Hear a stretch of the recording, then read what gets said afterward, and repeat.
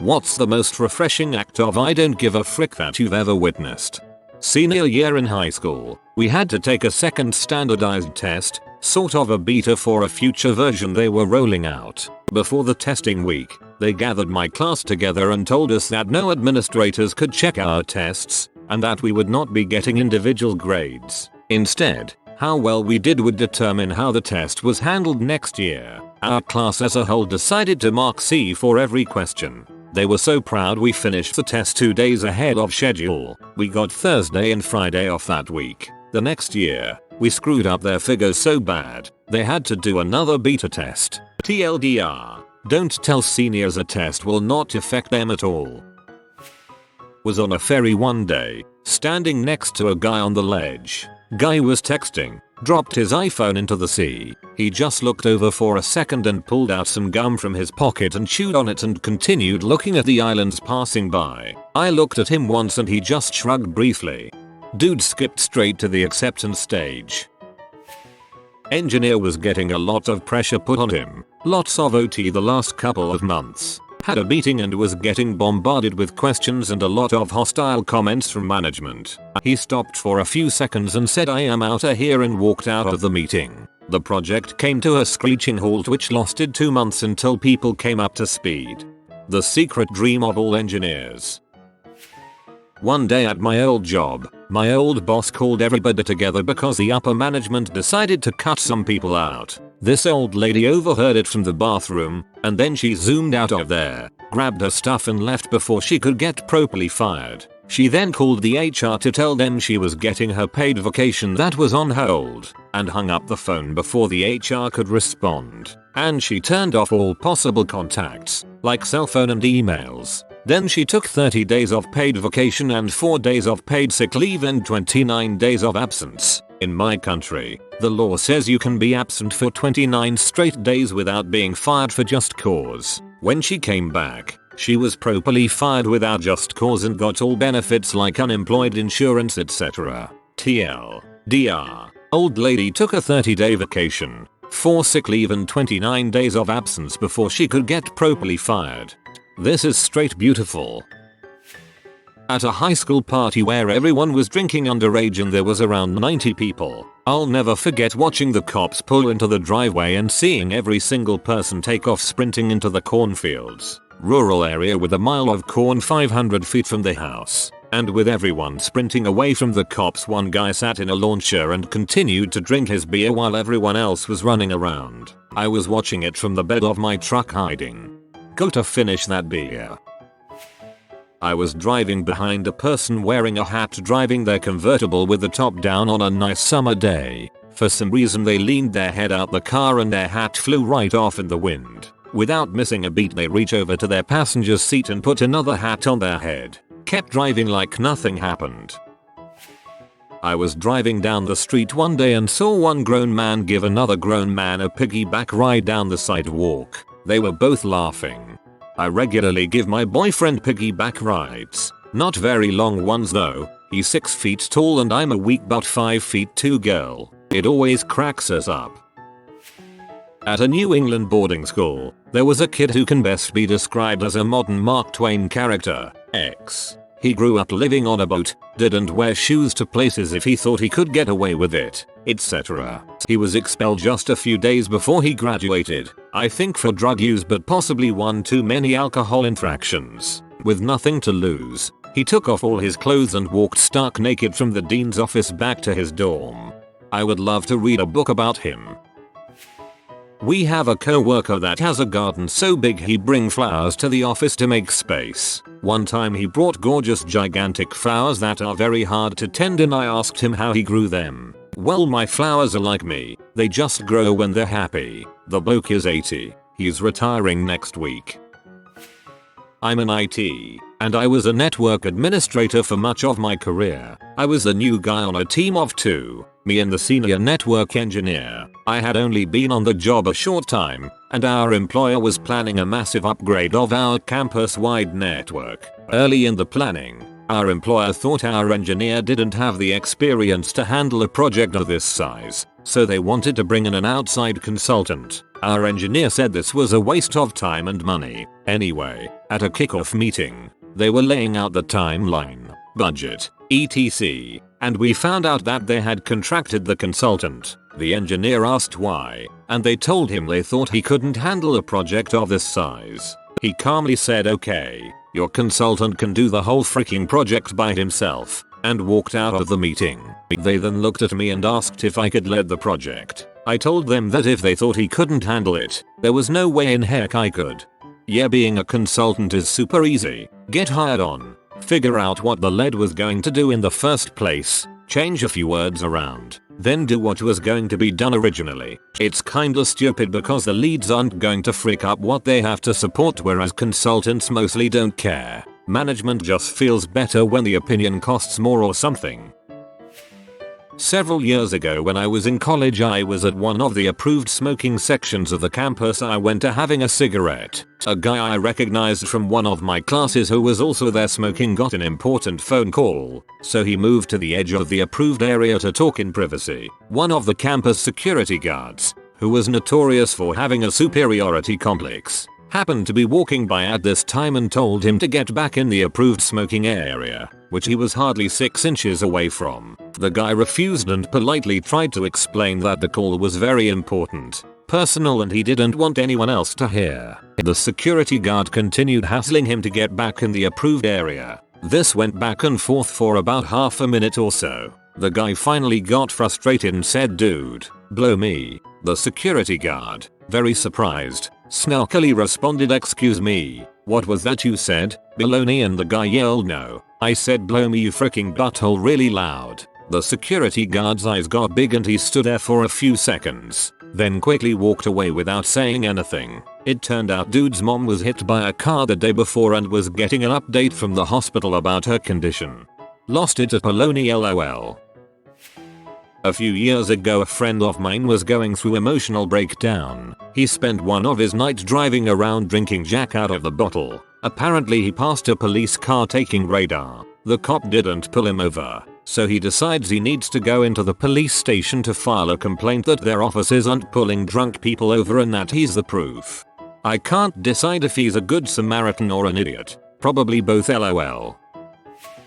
I heard a story from a friend of mine who is an engineer. He was on the site when a new younger supervisor came on site. Young guy trying to prove himself, and the young supervisor sees the crane operator reading a book in his crane. It's his break time.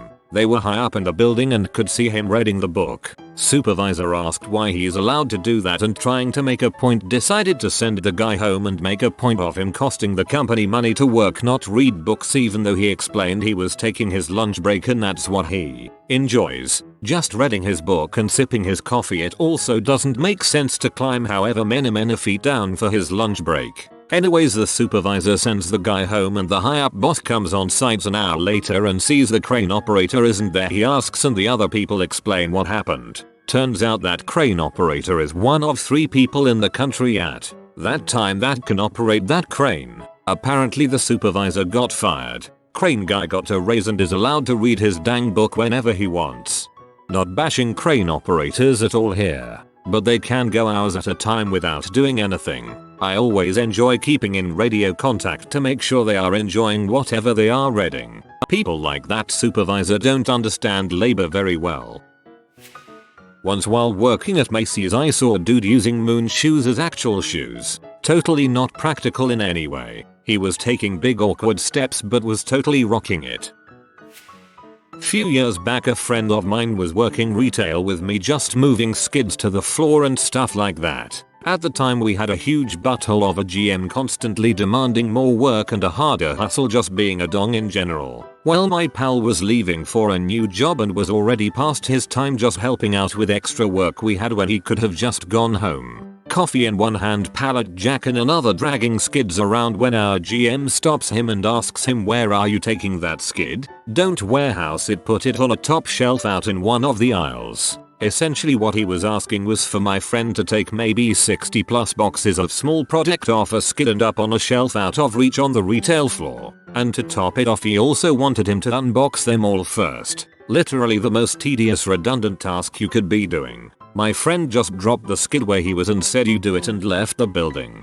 No, you My dad's a pretty reasonable guy, right up until the point where he meets someone who isn't so reasonable. Then he has absolutely no problem sinking to their level just to frick with them. So we're pulling out of a parking lot. I want to say we were at Bass Pro, but there is a Chipotle in the same parking lot and it was lunch rush. So we're pulling out of the parking lot and a woman was trying to get to Chipotle and was in way more of a hurry than she needed to be. My dad had the right of way, but she tried to sneak in before he came around a corner. I assume she thought he would brake and let her through. He did not. So what we're left with is two cars, her big SUV and his big Ram, which together take up all of the space in this turn, so neither one can get past the other. So she starts honking at him and he's just giggling. And I mean giggling like a little girl. He thinks this is hilarious that she was being so rude and is now so off. So he starts by waving at her and smiling. It just makes her honk more.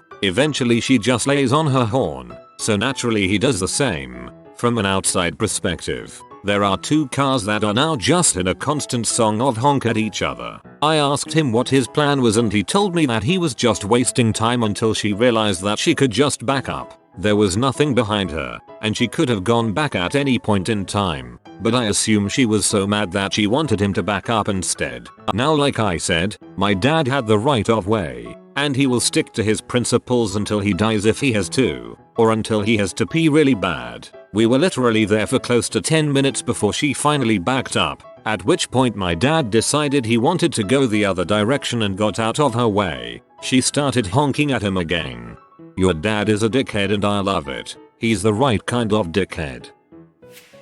Motorcycle rider is out having a ride on a beautiful morning. Vapid bat swerves into him, actually contacting his handlebar before noticing that there is a bike there. Rider didn't have time to slow down enough to avoid being hit. He manages to stay on his wheels, and the car speeds away. I get to a stoplight, and I'm just in time to see our hero ride up to the light, put down his kickstand, walk over and twist the mirror off the car. He drops it on the ground, mounts up, blows the light, no traffic at this time of day on a Sunday and is gone.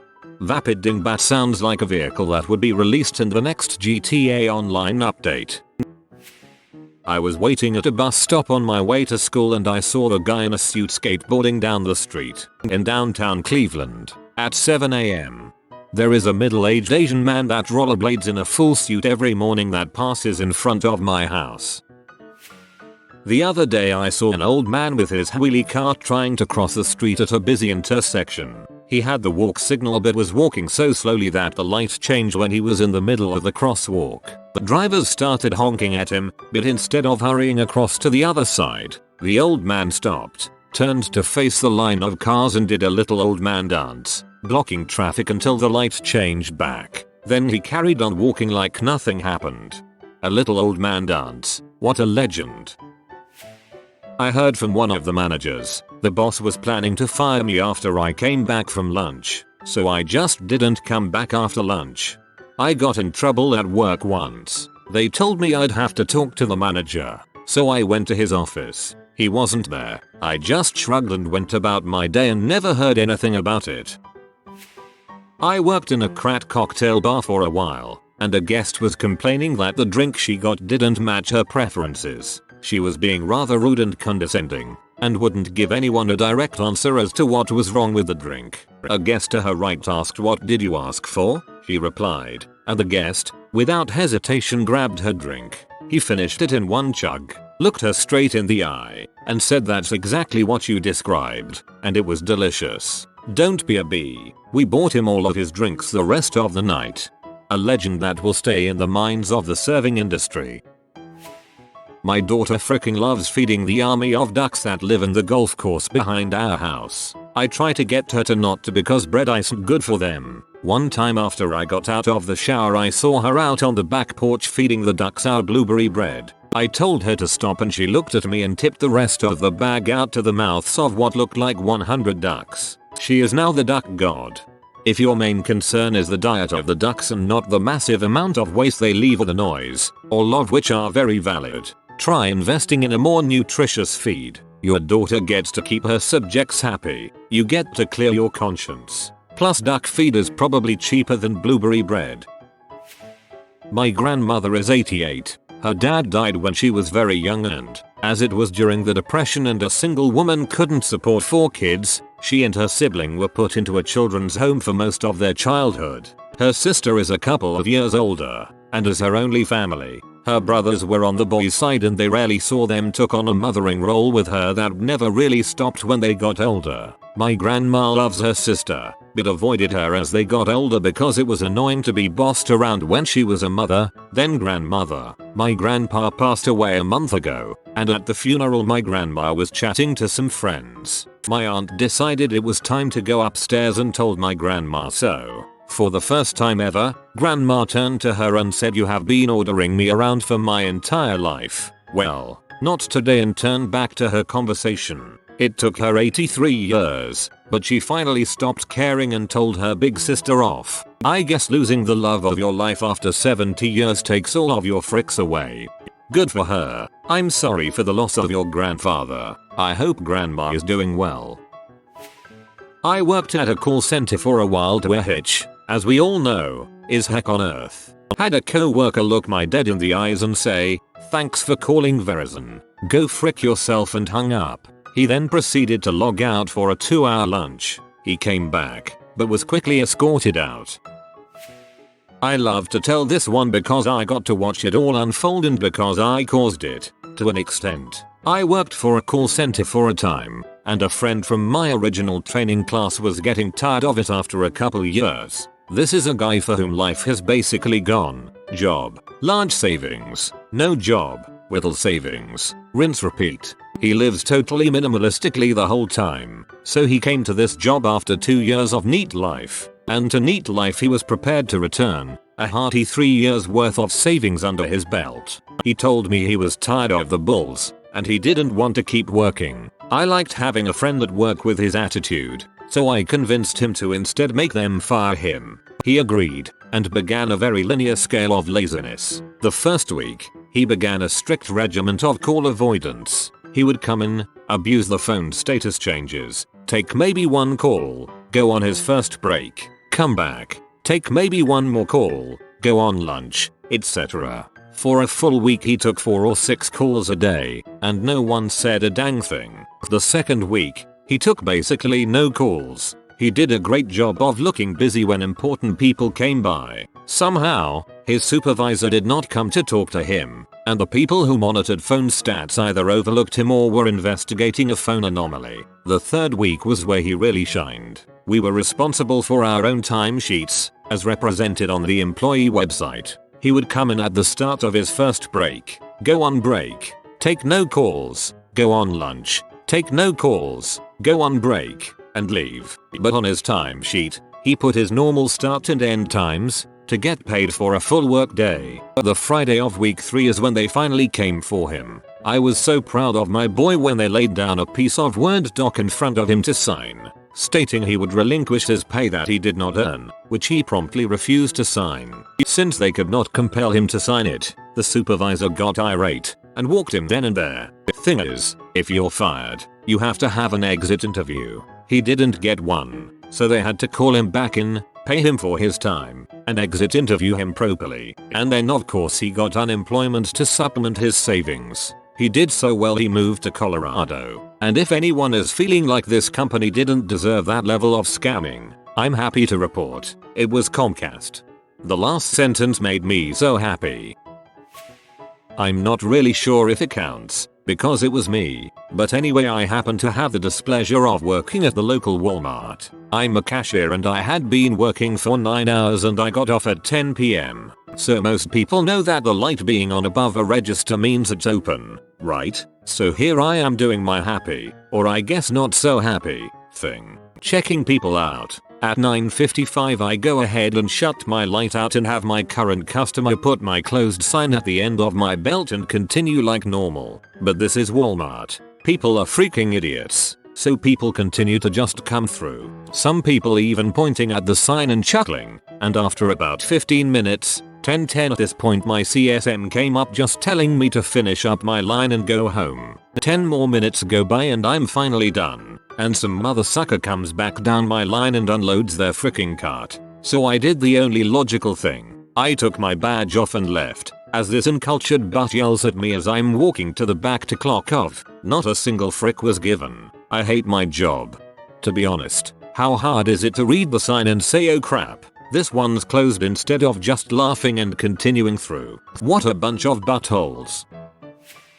Worked as a chef at a place in Sweden, and the head chef was a real bastard. The dude was on drugs most of the time. When he wasn't, he was drunk. So one day the owner had enough after another incident with the waiting staff, and just came into the kitchen, yelled at the dude and told him to go home and never come back. So the head chef just started removing his work clothes right there and then, downed until he only had socks, shoes and underwear on him. He grabbed a bottle of wine standing by the oven, opened it and walked out the kitchen door out into the actual dining area. He stopped to chug the entire wine bottle in front of the guests, carefully placed it on a table, and walked out. This was midwinter in the northern part of Sweden. He lived about 10 minutes away, and didn't own a car. He never said a word to the owner. I never saw him again either. I don't know about refreshing, but I kinda respected his exit even though he was an absolute douchebag. Thought I'd share it here. I am so happy to not be working as a chef anymore,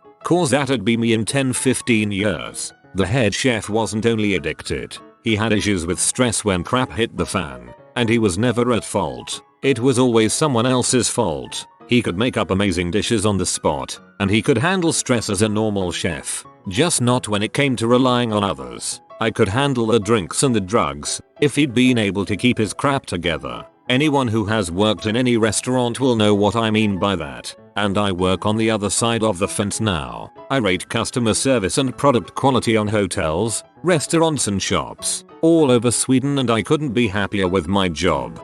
A chef with a drug and or alcohol problem. Never heard of that before.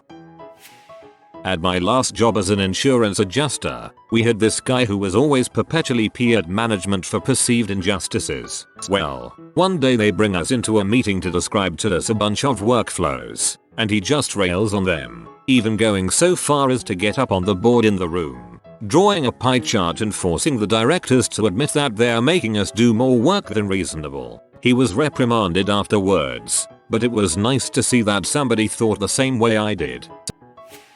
Had a chemistry teacher in high school who was told ahead of time that she wasn't going to be offered a contract next year with the school. It was like January or something. She started teaching the way she wanted to, cussing, and just being an awesome teacher. Whenever someone would ask her why she did that, she'd respond, "What are they going to do? Fire me?" Good friend of mine ran out of money on a night out, was pretty drunk and didn't fancy the 3-mile walk home in the cold. Decided to smear some dirt on his face and then walked into the local police station and told them he'd been mugged and beaten up. The police took pity on him cause he's a little fella and gave him a lift home. Bloke has no shame at all. My local police will just offer you a lift. Guy at my work making over 100k is getting crap for something stupid for the last time from this supervisor that nobody likes. Doesn't say anything. Leaves all his crap. Gets up and walks. 2 days later, he's got a raise and doesn't have a supervisor anymore. Whoa, that guy knew his worth to the company. That's a strong play. Dude around here takes his 2 pet rats with him everywhere he goes. To the shops, to the pub, you name it. Just brings them with him. I know a guy who brings his pet miniature goat to the pub. 0 fricks given. All the locals love him. Our tourists look distressed though. If you are new to the channel, you can subscribe. I publish new videos every day. Until then, check another video.